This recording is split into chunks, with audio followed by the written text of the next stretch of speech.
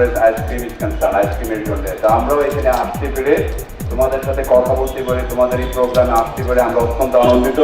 আমাদের ক্যাম্পেইনের নামও হচ্ছে শ্রদ্ধায় ভালোবাসায় বারুদ বন্ধুত্ব।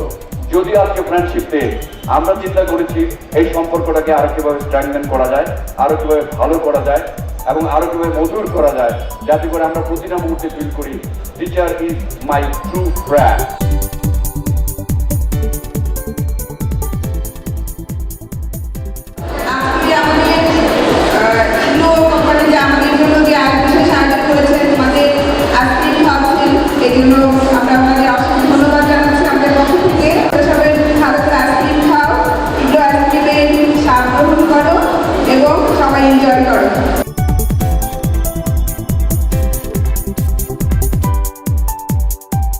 এই যে বন্ধুত্ব, ফ্রেন্ডশিপ, এটা কত স্ট্রং হয় এবং কন্টেস্টটা কত স্ট্রংলি হয়ে পরিবেশ ভালো থাকে এবং আমরা সামনে দিকে যেতে পারি।